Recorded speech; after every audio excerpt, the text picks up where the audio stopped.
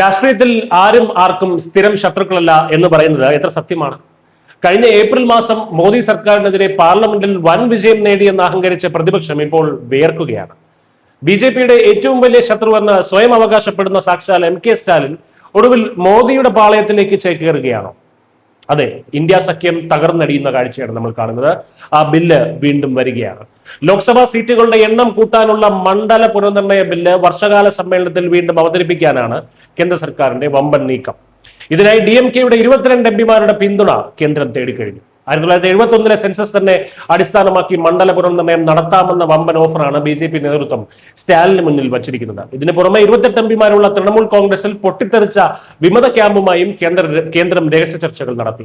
അതായത് വനിതാ സംവരണ ബില്ലും ഒരു രാജ്യം ഒരു തെരഞ്ഞെടുപ്പ് ബില്ലും ഉൾപ്പെടുന്ന ആ മെഗാ പാക്കേജ് നിയമമാക്കാൻ മോദി സർക്കാർ കരുക്കൾ നീക്കിക്കഴിഞ്ഞു.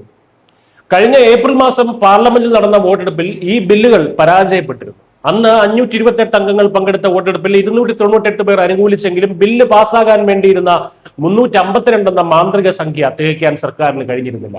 230 അംഗങ്ങളുടെ പിന്തുണയോടെ ബില്ല് തോൽപ്പിച്ചതിനെ ദക്ഷിണേന്ത്യയുടെ വിജയമായി ആഘോഷിച്ചവരാണ് സ്റ്റാലിനും DMK-യും ഒക്കെ. എന്നാൽ വെറും 1.5 മാസം പിന്നിടുമ്പോൾ പ്രതിപക്ഷ നിരയെ അപ്പാടെ വെട്ടിപ്പൊളിച്ച് തങ്ങൾക്ക് വേണ്ട ബില്ലുകൾ എന്ത് വില കൊടുത്തും പാസാക്കിയെടുക്കാൻ അതിശക്തമായ ഒരു തിരിച്ചുവരവ് നടത്തുകയാണ് കേന്ദ്ര സർക്കാർ. ഇവിടെയാണ് യഥാർത്ഥ ചാണക്യതന്ത്രം നമ്മൾ കാണേണ്ടത്. കോൺഗ്രസുമായി ഉടക്കി നിൽക്കുന്ന DMK-യുടെയും തൃണമൂൽ കോൺഗ്രസിലെ ആഭ്യന്തര പ്രതിസന്ധിയുടെയും അവസരം കേന്ദ്രം കൃത്യമായി മുതലെടുത്തു.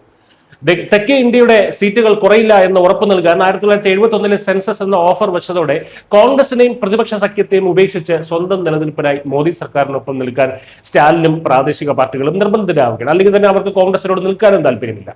കേവലം വാചകമടിയിൽ ഒതുങ്ങുന്ന പ്രതിപക്ഷ ഐക്യം ചീട്ടുകൊട്ടാരൻ പോലെ തകർന്നടിയുമ്പോൾ കോൺഗ്രസ് ദേശീയ തലത്തിൽ പൂർണ്ണമായും ഒറ്റപ്പെടുന്ന കാഴ്ചയാണ് നമ്മൾ കാണുന്നത്. എതിർപ്പുകളിൽ എത്ര ശക്തമാണെങ്കിലും മോദി സർക്കാർ ഉദ്ദേശിച്ച കാര്യങ്ങൾ അവർ എങ്ങനെയും നടപ്പിലാക്കിയിരിക്കും എന്നതിന്റെ ഏറ്റവും വലിയ ഒരു ഉദാഹരണമാണിത്. മണ്ഡല പുനർനിർണയവും ഒരു രാജ്യം ഒരു തെരഞ്ഞെടുപ്പും എല്ലാം യാഥാർത്ഥ്യമാകുന്നതോടെ ഇന്ത്യൻ രാഷ്ട്രീയത്തിന്റെ ഗതി തന്നെ BJP-ക്ക് അനുകൂലമായി പൂർണ്ണമായും മാറും.